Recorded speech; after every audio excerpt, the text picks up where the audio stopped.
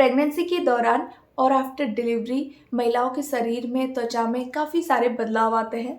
कुछ बदलावों से महिलाएं लंबे समय तक परेशान रहती हैं, चाहे वो स्ट्रेच मार्क्स हो, बालों का झड़ना हो या फिर झाइयाँ हो। आज की वीडियो में हम एक ऐसी ही प्रॉब्लम के बारे में बात करने वाले हैं, उसके कारण और उपाय हम जानेंगे इस वीडियो में। तो स्वागत है आपका मेरे यूट्यूब चैनल पर। I hope you all are doing great. चलिए वीडियो को आगे बढ़ाते हैं, लेकिन इससे पहले अगर आपने मेरे चैनल को सब्सक्राइब नहीं किया है तो मेरे चैनल को सब्सक्राइब कर लीजिए, बेल आइकन जरूर हिट करना ताकि मेरी आने वाली वीडियोज़ का नोटिफिकेशन आप तक पहुँच जाए। झाइयों की जो प्रॉब्लम है इसका सामना कई महिलाओं को करना पड़ता है। 50 से 70% महिलाएं इस समस्या से जूझती हैं। ये जो पिगमेंटेशन है ये अक्सर गालों पे, नाक पे, अपर लिप्स पे, माथे पे, नेक पे अक्सर होता है। ये भूरे और काले रंग के पिगमेंट होते हैं। आखिर ये पिगमेंटेशन क्यों होता है और आफ्टर डिलीवरी ऐसा क्यों होता है, प्रेगनेंसी के दौरान ऐसा क्यों होता है, इसके हम कारण जानेंगे।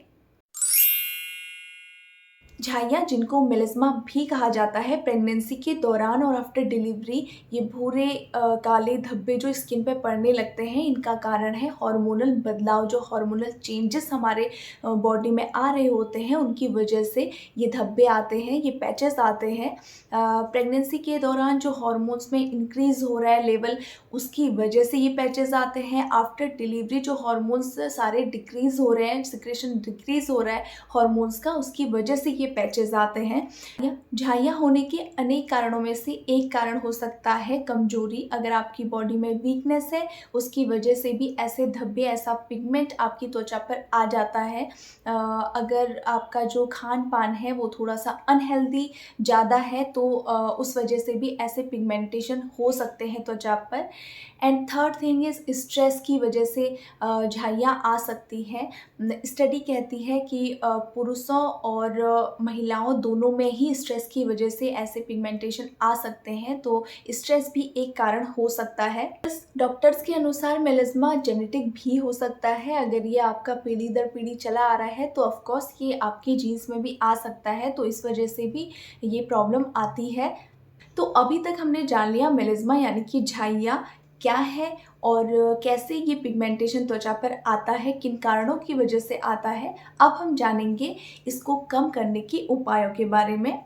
हमारे शरीर में एक सब्सटेंस होता है, पदार्थ, यानी कि जिसे हम मेलेनिन बोलते हैं। मेलेनिन जो रहता है ये हमारे त्वचा के रंग, हमारे बालों के रंग, हमारे आँखों के रंग के लिए रिस्पॉन्सिबल होता है। मेलेनिन की अगर मात्रा बढ़ती है तो भी ये नुकसानदायक है, अगर घटती है तो भी ये नुकसानदायक है। तो क्या हम मेलेनिन की मात्रा को बैलेंस कर सकते हैं? मेलानिन के घटने और बढ़ने के कारण होते हैं हार्मोन्स। हार्मोन्स को रिस्पॉन्सिबल माना जाता है इसके लिए।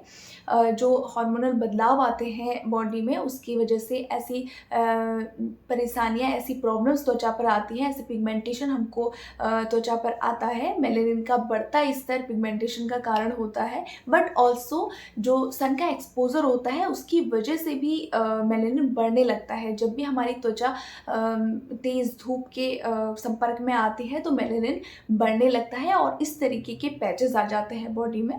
तो इसके लिए हमको क्या करना है, सनस्क्रीन अप्लाई करना है अपनी त्वचा पर। एंड सनस्क्रीन जो कि हमको यूवी रेस से बचाती है, एंड उसके साथ ही हम अच्छे से कवर होके जा सकते हैं तेज़ धूप में जब भी हम निकलते हैं। सेकेंड थिंग जो आपको करनी है, सही स्किन प्रोडक्ट आपको चूज़ करने हैं। तरह तरह के जो स्किन प्रोडक्ट्स होते हैं जो कि दावा करते हैं कि झाइयाँ हटा देंगे, उनको आपको यूज़ नहीं करना है, क्योंकि झाइयों की जो सिचुएशन है वो और ज़्यादा वर्स्ट हो सकती है। उनके साथ साथ आपको गिफ्ट में पिंपल्स भी मिल सकते हैं, तो इसलिए आपको तरह तरह की चीज़ें बिल्कुल यूज़ नहीं करनी है। अगर आप अपने डर्मेटोलॉजिस्ट से पूछ के कोई चीज़ें यूज़ कर रहे हैं तो फिर वो ओके है, अदरवाइज़ आपको इस तरीके के प्रोडक्ट्स नहीं खरीदने चाहिए। ये एकदम वेस्ट है। अगर आप चाहें तो आप दूध में थोड़ा-सा बेसन मिला के उसको फेस वॉश की तरह यूज़ कर सकते हैं। दिन में 2 बार आप इस तरीके से फेस वॉश कर सकते हैं। मॉइस्चराइज़्ड रखें अपनी स्किन को। आप सेटाफिल जो एक मॉइस्चराइज़र है वो यूज़ कर सकते हैं, बहुत अच्छे रिज़ल्ट्स मिलते हैं उसको, वो मैं आपको अपने एक्सपीरियंस से बता रही हूँ, तो आप उसको यूज़ कर सकते हैं। अदरवाइज़ आप जो भी मॉइस्चराइज़र अभी तक यूज़ करते हैं, जो आपकी स्किन को सूट करता है, वो आप यूज़ कर सकते हैं। Everybody wants glowing skin. जब भी हमारे त्वचा पर इस तरीके का पिगमेंटेशन होता है और वो भी हमारे फेस पे, तो ऑफ कोर्स हमको अच्छा नहीं लगता, वो हमको थोड़ा-सा अंडर कॉन्फिडेंट कर देता है। बट उसके बावजूद भी आपको बहुत सारी होम रेमेडीज़ नहीं उपयोग में लानी है, क्योंकि क्या होता है कि जब हम बहुत ज़्यादा फ्रस्ट्रेट हो जाते हैं इन सब चीज़ों से, तो हम तरह-तरह की चीज़ें करने की कोशिश करते हैं। हम चाहते तो हैं कि ठीक हो जाए, लेकिन क्या होता है कि सबकी त्वचा अलग-अलग है और सारी होम रेमेडीज़ सब कुछ सबको नहीं सूट करता, तो इसलिए आपको इस तरीके की होम रेमेडीज़ नहीं करनी है। अगर आप फिर भी कोई होम रेमेडी प्रयोग करना चाहते हैं, तो एटलीस्ट एक ही होम रेमेडी ऐसी होनी चाहिए। तरह-तरह की चीज़ें आप अपने फेस पे मत लगाइएगा, उससे आपकी जो फेस की सिचुएशन है वो और ज़्यादा वर्स्ट हो सकती है। इसलिए आप हफ्ते में अगर एक बार जो होममेड फेस पैक है, वो अगर आप बनाना जानते हैं, तो वो आप बना सकते हैं, हफ्ते में एक बार उसको लगा सकते हैं। अदरवाइज़ आपका काम तो बेसन और दूध कर देगा। मार्केट में तरह-तरह के ऑइंटमेंट्स आते हैं झाइयों को ठीक करने के लिए, लेकिन बिना डॉक्टर के परामर्श के वो आपने नहीं यूज़ करने हैं। उन ऑइंटमेंट से थोड़े टाइम के लिए टेम्परेरी ठीक हो जाती हैं झाइयाँ, लेकिन कुछ समय बाद वो फिर से हो जाती है। इसलिए ज़रूरी है कि आप पहले डॉक्टर का परामर्श लें। डॉक्टर्स इसके लिए आपको अलग तरीके से भी ट्रीट कर सकते हैं, अगर जिस तरीके का भी ट्रीटमेंट आप लेना चाहें।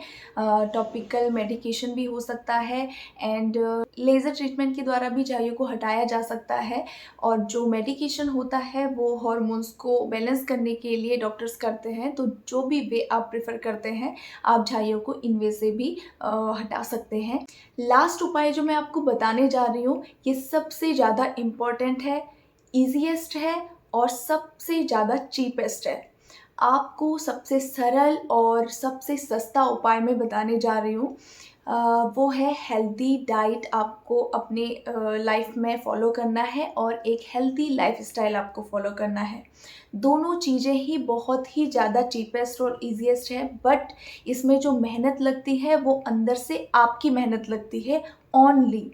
आपको अपना लाइफ़स्टाइल इतना हेल्दी रखना है, रेगुलर एक्सरसाइज़, गुड स्लीप, अच्छे से सोना बहुत ज़्यादा ज़रूरी है। जितनी नींद आपकी बॉडी को चाहिए, उतनी नींद आपको लेना बहुत ज़्यादा ज़रूरी है। 8 घंटे की नींद प्रतिदिन लेना बहुत ज़्यादा ज़रूरी है, और स्ट्रेस बिल्कुल नहीं लेना है। स्ट्रेस लेवल बढ़ने से आपकी स्किन पर, आपकी बॉडी पर बहुत बड़ा प्रभाव पड़ता है। आपकी जो फ़िज़िकल है, उसके साथ-साथ आपका मेंटल हेल्थ, दोनों पे इसका प्रभाव पड़ता है। इसलिए स्ट्रेस आप कम लेने की कोशिश कीजिएगा। सेकेंडली, हेल्दी फूड खाना बहुत ज़्यादा सरल है, बहुत ज़्यादा ईज़ी, बहुत ज़्यादा सस्ता है, लेकिन फिर भी लोग इसे फ़ॉलो नहीं कर पाते हैं। बट अगर आप एक बारी इसको फ़ॉलो करने लग जाएँ, फिर आप इसके फ़ैन हो जाएँगे। फिर आपको हेल्दी फूड, हेल्दी लाइफ़स्टाइल आपको ज़्यादा पसंद आने लगेगा, आप इसके आदी हो जाएँगे। बस आपको एक बारी ट्राई करना है। ये इनिशिएटिव अगर आपने 15-20 दिन तक ले लिया, देन फिर आपकी जो बॉडी है वो ऑटोमेटिकली इन चीज़ों के आदी हो जाएगी, और आप इन चीज़ों को धीरे-धीरे फ़ॉलो करने लग जाएँगे। और जो आपका जितना भी ये प्रॉब्लम है अपनी स्किन को लेकर, अपने हेयर को लेकर, और आपका आपका जो मेंटल हेल्थ है उसको लेकर, तो वो धीरे-धीरे सब कुछ बैलेंस होने लग जाएगा। वीडियो को एंड करते हुए मैं आपको बताना चाहूँगी कि मुझे प्रेगनेंसी के दौरान भी ये पिगमेंटेशन, ये झाइयाँ थी, और आफ्टर डिलीवरी भी मुझे ये झाइयाँ हुई, बट धीरे-धीरे ये फ़ेड होने लगी।